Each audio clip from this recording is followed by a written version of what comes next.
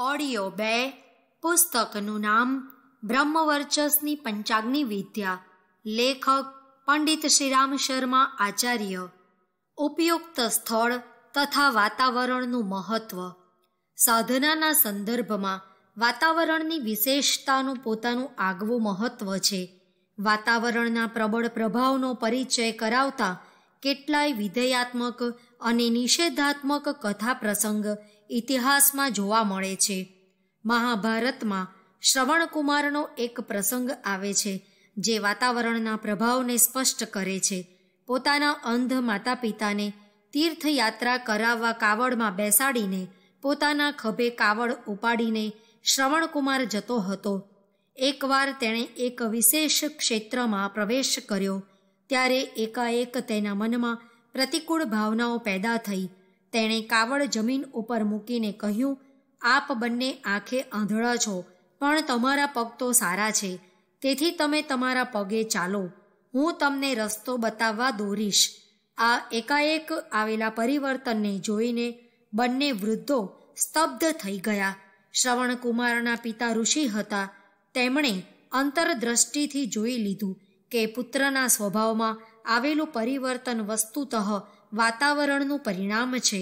તેથી તેમણે પુત્રની વાત સ્વીકારી લીધી અને સ્વયં ચાલવા લાગ્યા, જેથી તે પ્રદેશમાંથી જલ્દીથી બહાર નીકળી જવાય.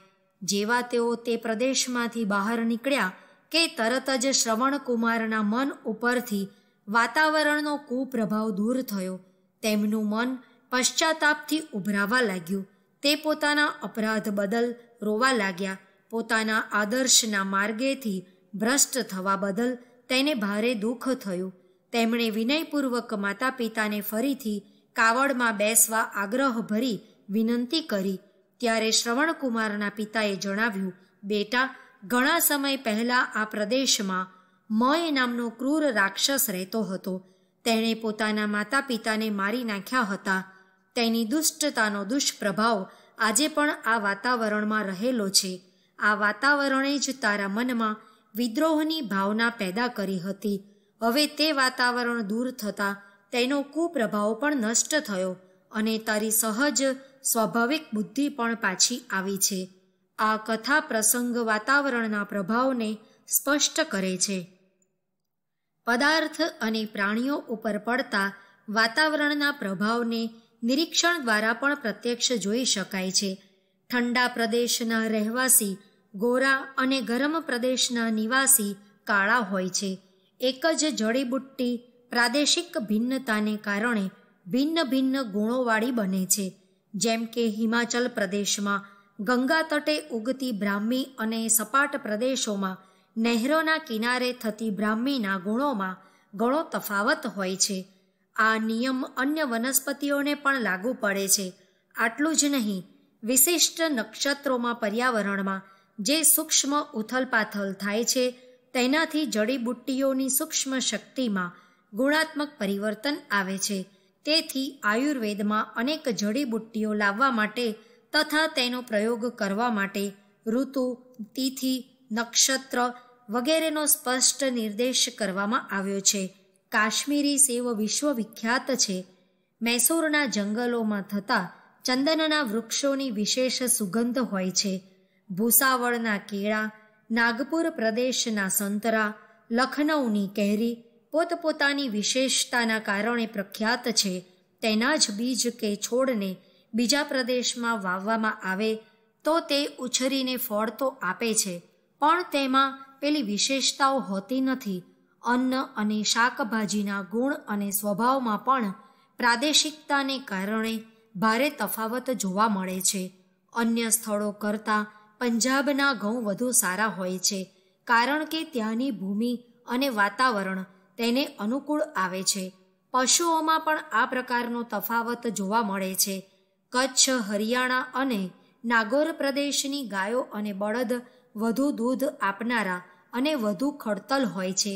ઓલાદ કરતાં પણ વાતાવરણનો પ્રભાવ વધુ પડે છે. સ્થળ બદલવાથી ઓલાદમાં પણ ફરક પડે છે.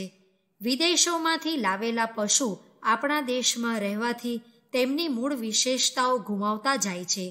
ઠંડા પ્રદેશના રીંછ, કૂતરા અને હરણને ગરમ પ્રદેશના પ્રાણી સંગ્રહાલયોમાં રાખવામાં આવે અને તેમના દેશ જેવા ઠંડા વાતાવરણની વ્યવસ્થા કરવામાં આવે તો પણ તે માંડ જીવી શકે છે. આ બધી હકીકતો વાતાવરણની પોતાની વિશેષતાઓ પર પ્રકાશ પાડે છે. સમર્થ અધ્યાત્મ સાધના માટે અનુકૂળ વાતાવરણની જરૂર પડે છે. તેથી વાનપ્રસ્થાશ્રમમાં વાતાવરણના પરિવર્તન ઉપર વિશેષ ભાર મૂકવામાં આવ્યો છે. આજના તદ્દન વિકૃત જમાનામાં પણ કેટલાક સ્થળે વાતાવરણની વિશેષતા જોવા મળે છે.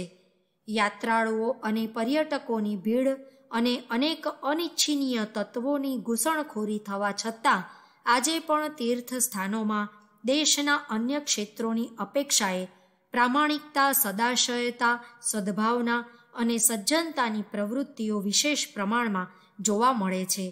પદયાત્રીઓનો સામાન ઉપાડનારા પહાડી કુલીઓ મોટે ભાગે કપટ કે વિશ્વાસઘાત કરતા નથી. નીચેના કેટલાક વિશિષ્ટ ઉદાહરણો હિમાલય ક્ષેત્રની આધ્યાત્મિક વિશેષતાઓને વ્યક્ત કરે છે.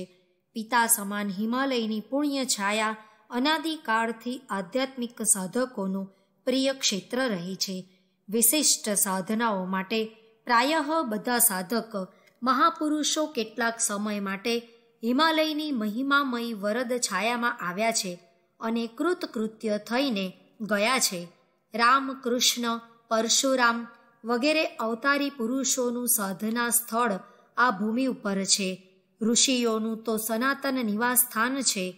થિયોસોફિકલ સોસાયટી જેવું આંતરરાષ્ટ્રીય સંગઠન પણ આ ક્ષેત્રને ઋષિઓ માસ્ટર્સના સ્થાન તરીકે સ્વીકારે છે.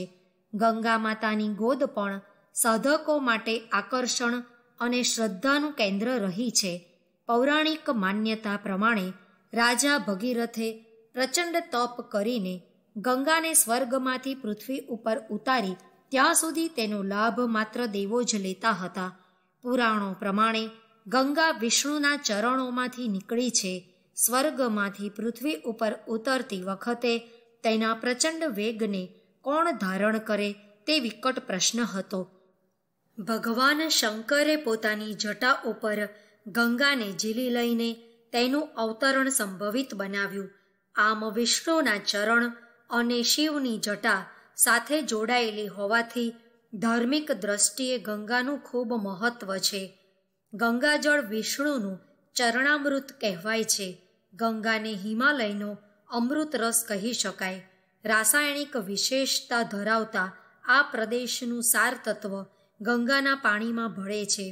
આ પ્રદેશના બ્રાહ્મી, અષ્ટવર્ગ, રત્નજ્યોતિ જેવી જડીબુટ્ટીઓ અને શિલાજીત જેવા ખનિજ દ્રવ્યોમાં તેમની કેટલીક આગવી વિશેષતાઓ હોય છે જે અન્ય પ્રદેશોમાં થતી આ વનસ્પતિ અને ખનિજ દ્રવ્યોમાં હોતી નથી. આ બધાના વિશેષ ગુણો ત્યાંના જળ સ્ત્રોતોમાં ઓગળીને ગંગા જળમાં ભળે છે.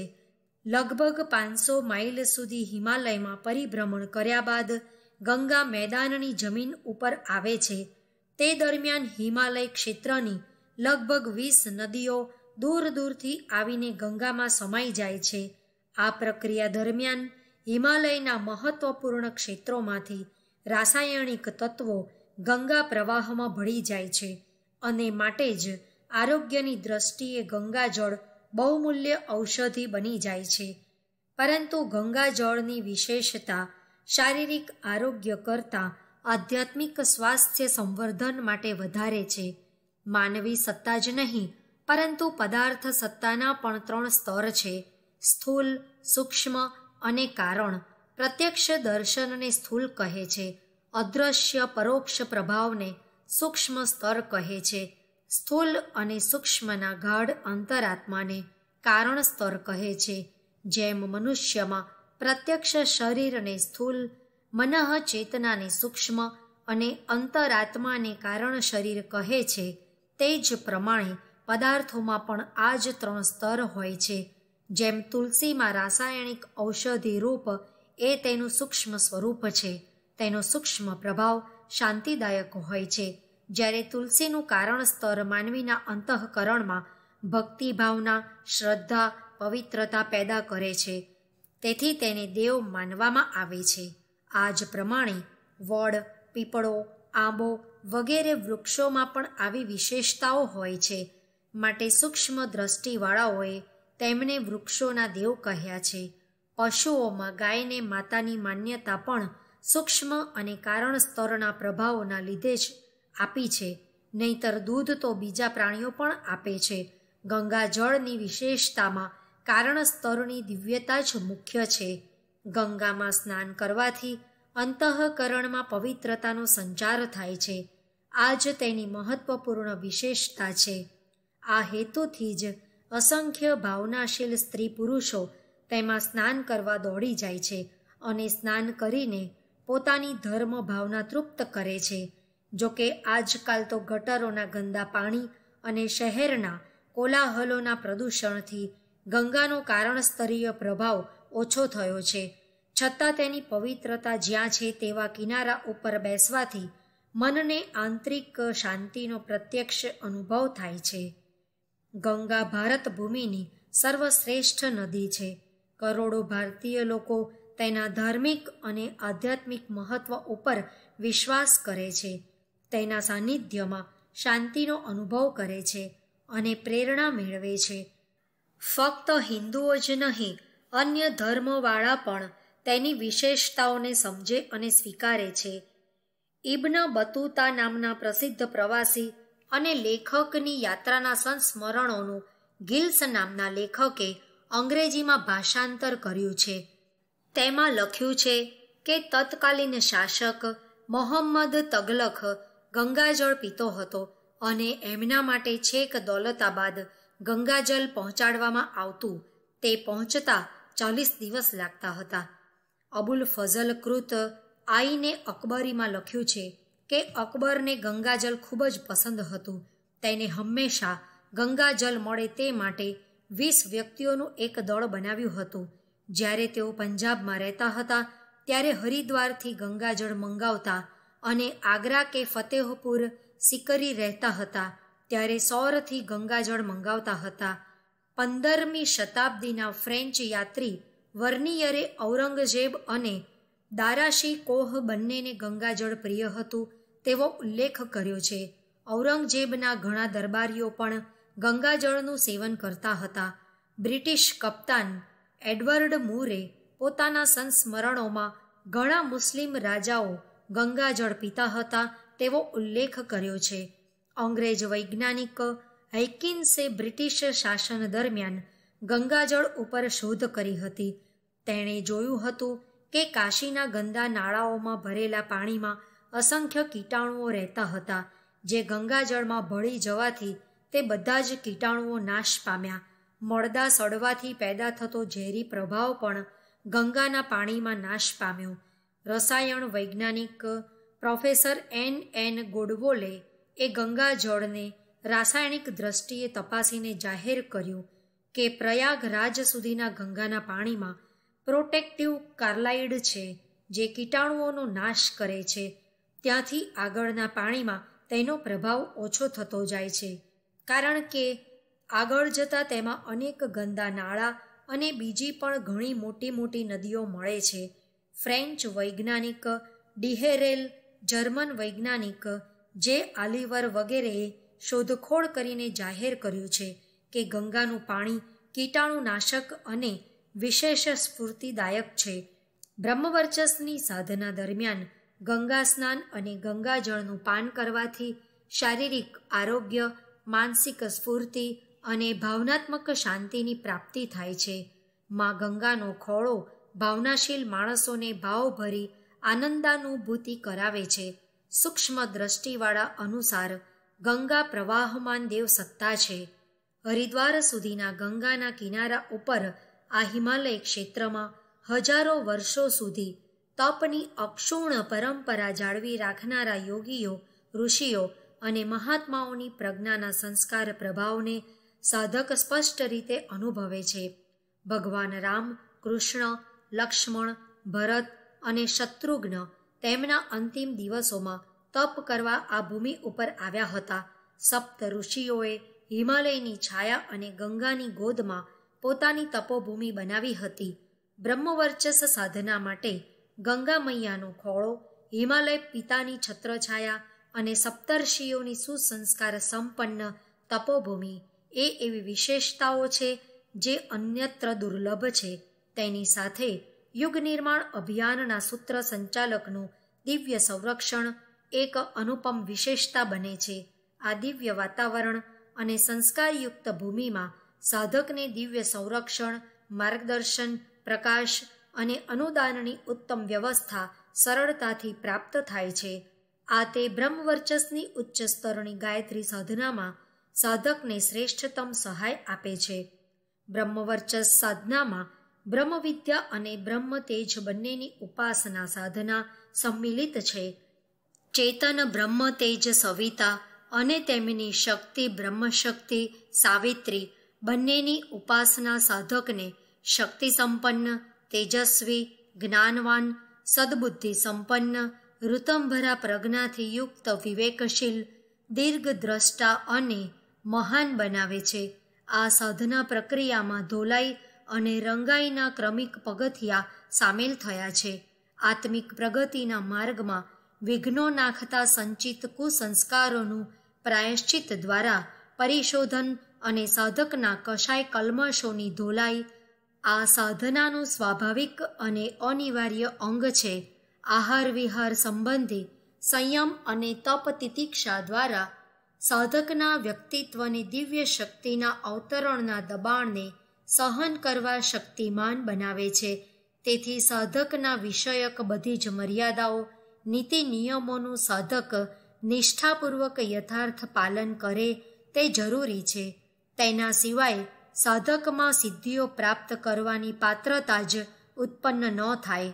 ઉપવાસ, બ્રહ્મચર્ય, સ્વયંસેવા, મૌન અને શારીરિક તિતિક્ષાના નિયમો નિર્દેશોનું પોતાની જાતે કઠોરતાપૂર્વક પાલન કરવું તે સાધના પથ ઉપર ચાલવા માટેની અનિવાર્ય આવશ્યકતા છે. પોતાના પાપોનો સ્વીકાર, પ્રાયશ્ચિત, પશ્ચાતાપ તથા ઇષ્ટપૂર્તિના ચાંદ્રાયણ તપ કરવાથી આત્મપરિશોધનનું પોતાની શુદ્ધિ કાર્ય થાય છે. તપ અને તિતિક્ષાનું પાલન સાધકમાં સુદૃઢતા અને સત્પાત્રતા ઉત્પન્ન કરે છે. તેના પછી આવતી યોગ સાધના વડે સાધકના વ્યક્તિત્વનો વિકાસ, વિસ્તાર અને તેના સામર્થ્ય અને સ્તરમાં વૃદ્ધિ થાય છે. તેનાથી સાધકને પરમાત્મા સાથે જોડવાની ક્રિયા સિદ્ધ થાય છે. પંચમુખી ગાયત્રીની પંચકોશી સાધના પાંચેય કોષોનું અનાવરણ કરવા શક્તિમાન છે. તેના વડે રહસ્યમય રત્ન ભંડાર, સિદ્ધિઓ અને વિભૂતિઓના અક્ષય ભંડારની ચાવી હાથમાં આવે છે. તપશ્ચર્યા શરીરમાં રહેલી પ્રાણ ઉર્જાને પરિષ્કૃત કરે છે. મનની ચિંતન ચેતનાને ઉચ્ચતમ શક્તિ સ્ત્રોત તથા આસ્થા કેન્દ્ર સાથે જોડવાનું કાર્ય યોગ સાધના દ્વારા થાય છે.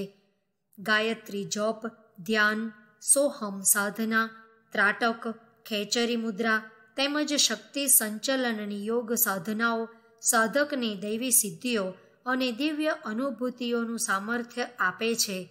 તેની સાથે સ્નાન, ભોજન, સૂર્યોપાસના, દીપસ્તુતિ, શયન અને જાગરણ જેવા નિત્ય કર્મો દ્વારા આત્મબોધ, તત્વબોધ જેવી ધર્મ ભાવનાઓ સાધકના ભાવનાત્મક અંતઃકરણને પરિષ્કૃત, શુદ્ધ, ઉદાત્ત, કોમળ અને સંવેદનશીલ બનાવે છે.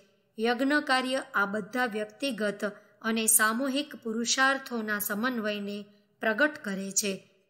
આ બધા વિધિ વિધાનોનો સમાવેશ સાધકે પોતાની દિનચર્યામાં કયા સ્તરે અને કયા રૂપે કેટલા પ્રમાણમાં કરવો તે નક્કી કરીને તેનું માર્ગદર્શન સાધકની સ્થિતિને, પાત્રતાને ધ્યાનમાં રાખીને આપવામાં આવે છે. આ રીતે સાધકોનો પુરુષાર્થ, વાતાવરણની સુસંસ્કારિતા, સાધના પ્રક્રિયાની પૂર્ણતા તથા દિવ્ય સંરક્ષણ, માર્ગદર્શન અને પ્રકાશના પ્રદાન દ્વારા બ્રહ્મવર્ચસ સાધના પ્રક્રિયા પ્રચંડ અધ્યાત્મ ઉર્જાને પ્રગટ કરવા શક્તિમાન બને છે. આ અધ્યાત્મ ઉર્જાનો વિકાસ કરવા માટે પોતાની અંદર રહેલા કશાય કલ્મશોને દૂર કરવા જરૂરી છે, જેથી આ વિકારોના કારણે રૂંધાયેલી આત્મિક ઉર્જા વિકારોનો નાશ કરવાથી તીવ્ર ગતિથી પ્રગટ થઈ શકે. આ અધ્યાત્મ ઉર્જા બ્રહ્મવર્ચસની પ્રાપ્તિ માટે તપ સાધના આવશ્યક છે. તેના સુયોગ્ય વિધાન અને માર્ગદર્શનની વ્યવસ્થા બ્રહ્મવર્ચસ સાધના સત્રોમાં કરવામાં આવે છે.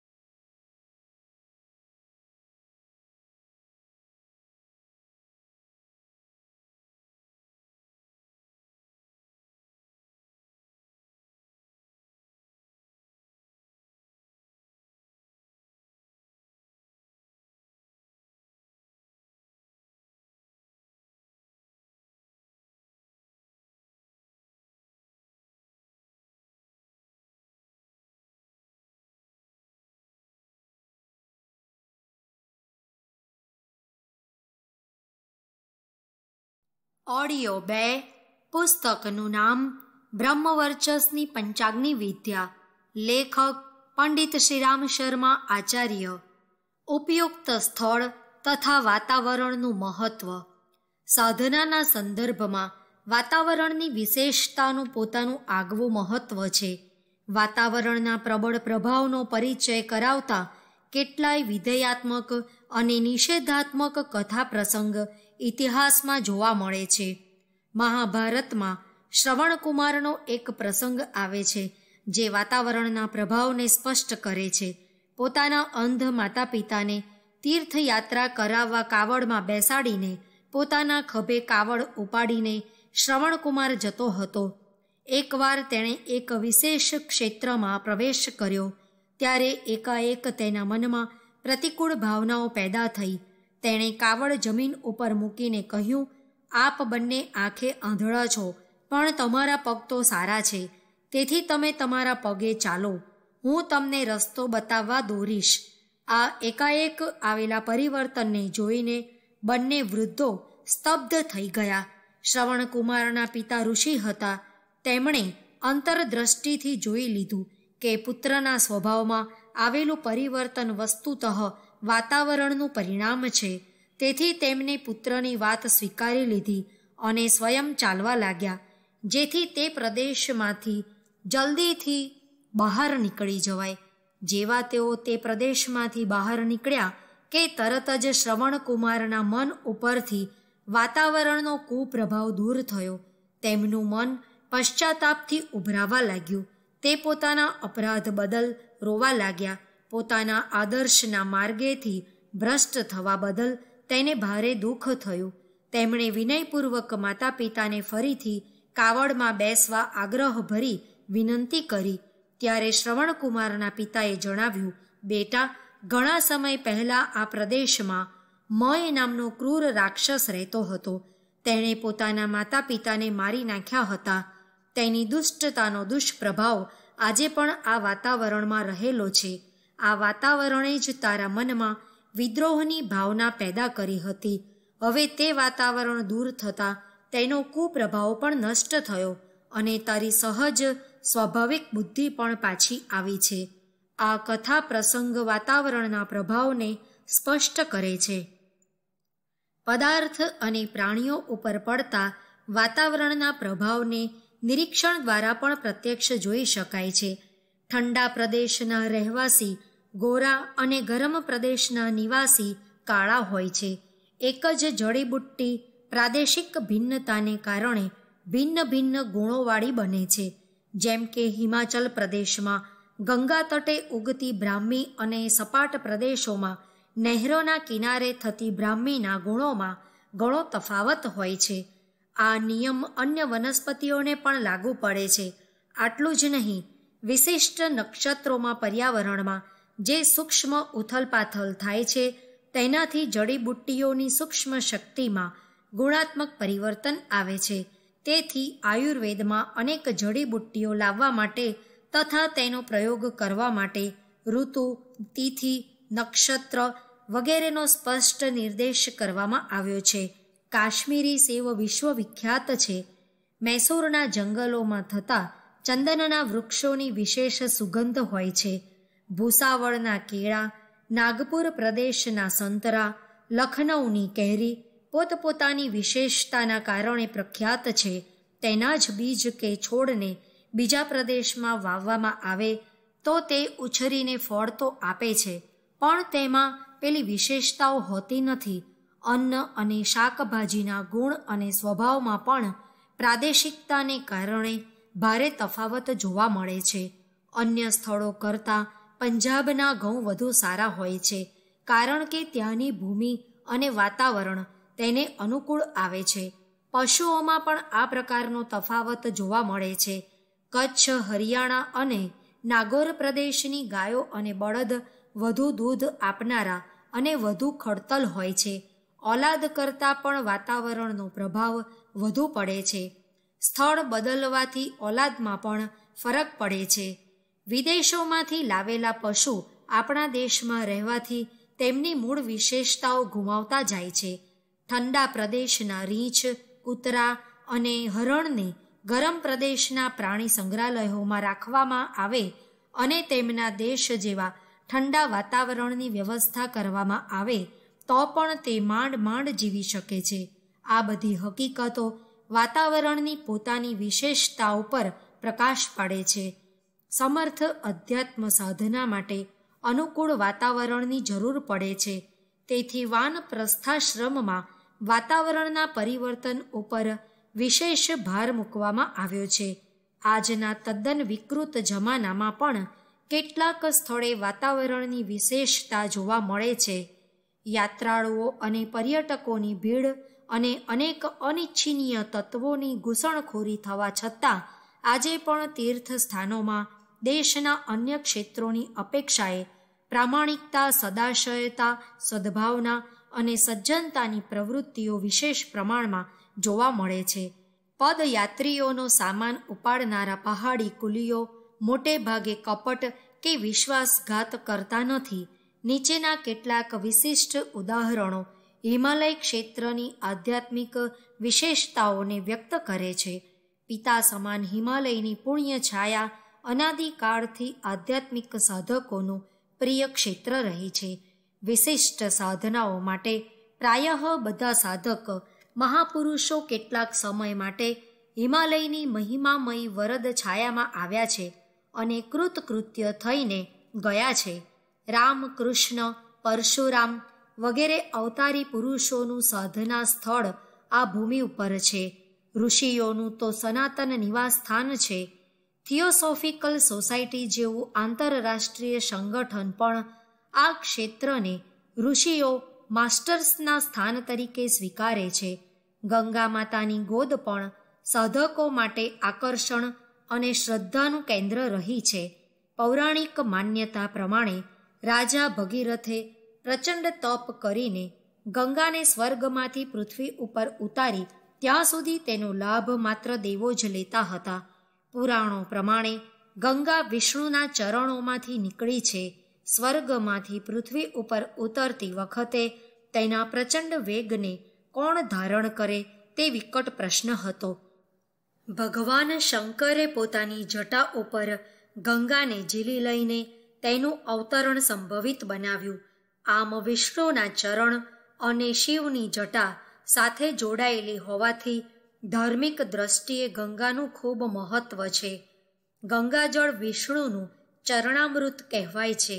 ગંગાને હિમાલયનો અમૃત રસ કહી શકાય.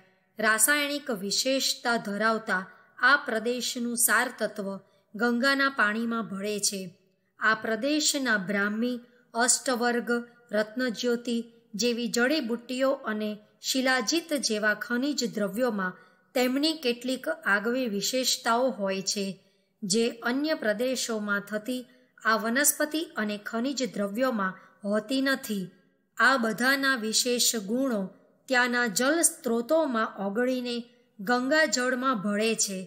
લગભગ 500 માઇલ સુધી હિમાલયમાં પરિભ્રમણ કર્યા બાદ ગંગા મેદાનની જમીન ઉપર આવે છે.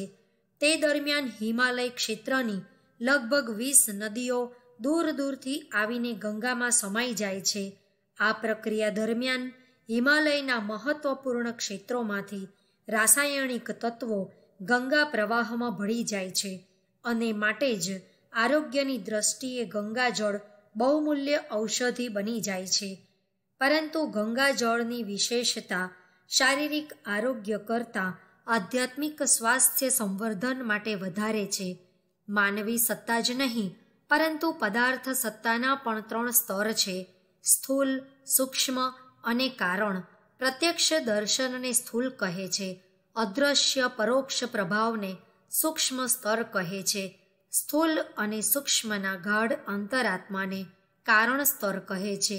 જેમ મનુષ્યમાં પ્રત્યક્ષ શરીરને સ્થૂલ, મનઃ ચેતનાને સૂક્ષ્મ અને અંતરાત્માને કારણ શરીર કહે છે, તે જ પ્રમાણે પદાર્થોમાં પણ આ જ 3 સ્તર હોય છે. જેમ તુલસીમાં રાસાયણિક ઔષધિ રૂપ એ તેનું સૂક્ષ્મ સ્વરૂપ છે, તેનો સૂક્ષ્મ પ્રભાવ શાંતિદાયક હોય છે, જ્યારે તુલસીનું કારણ સ્તર માનવીના અંતઃકરણમાં ભક્તિ ભાવના, શ્રદ્ધા, પવિત્રતા પેદા કરે છે, તેથી તેને દેવ માનવામાં આવે છે. આ જ પ્રમાણે વડ, પીપળો, આંબો વગેરે વૃક્ષોમાં પણ આવી વિશેષતાઓ હોય છે.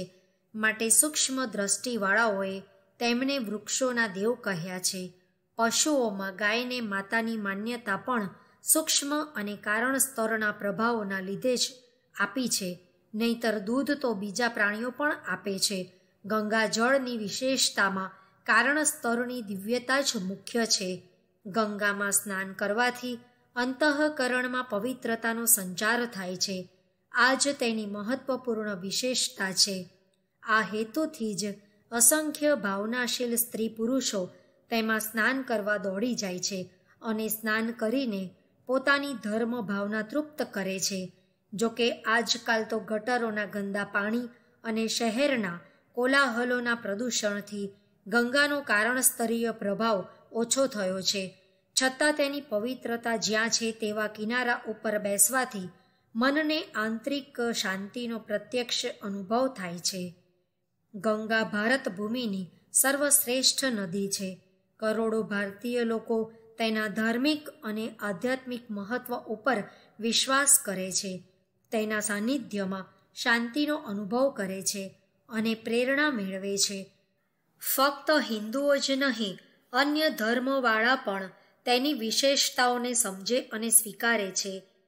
ઇબ્ન બતુતા નામના પ્રસિદ્ધ પ્રવાસી અને લેખકની યાત્રાના સંસ્મરણોનું ગિલ્સ નામના લેખકે અંગ્રેજીમાં ભાષાંતર કર્યું છે.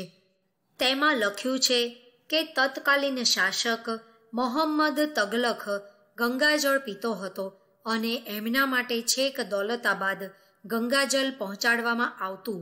તે પહોંચતા 40 દિવસ લાગતા હતા. અબુલ ફઝલ કૃત આઈને અકબરીમાં લખ્યું છે કે અકબરને ગંગાજળ ખૂબ જ પસંદ હતું. તેને હંમેશા ગંગાજળ મળે તે માટે 20 વ્યક્તિઓનું એક દળ બનાવ્યું હતું. જ્યારે તેઓ પંજાબમાં રહેતા હતા ત્યારે હરિદ્વારથી ગંગાજળ મંગાવતા અને આગ્રા કે ફતેહપુર સિકરી રહેતા હતા ત્યારે સૌરથી ગંગાજળ મંગાવતા હતા. 15મી શતાબ્દીના ફ્રેન્ચ યાત્રી વર્નિયરે ઔરંગઝેબ અને દારાશી કોહ બંનેને ગંગાજળ પ્રિય હતું તેવો ઉલ્લેખ કર્યો છે. ઔરંગઝેબના ઘણા દરબારીઓ પણ ગંગાજળનું સેવન કરતા હતા. બ્રિટિશ કપ્તાન એડવર્ડ મૂરે પોતાના સંસ્મરણોમાં ઘણા મુસ્લિમ રાજાઓ ગંગાજળ પીતા હતા તેવો ઉલ્લેખ કર્યો છે. અંગ્રેજ વૈજ્ઞાનિક હેકિન્સે બ્રિટિશ શાસન દરમિયાન ગંગાજળ ઉપર શોધ કરી હતી.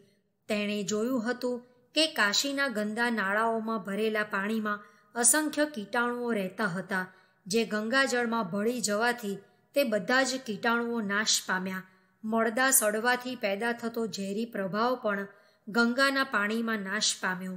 રસાયણ વૈજ્ઞાનિક પ્રોફેસર એન ગોડબોલે એ ગંગાજળને રાસાયણિક દ્રષ્ટિએ તપાસીને જાહેર કર્યું કે પ્રયાગરાજ સુધીના ગંગાના પાણીમાં પ્રોટેક્ટિવ કાર્લાઇડ છે, જે કીટાણુઓનો નાશ કરે છે.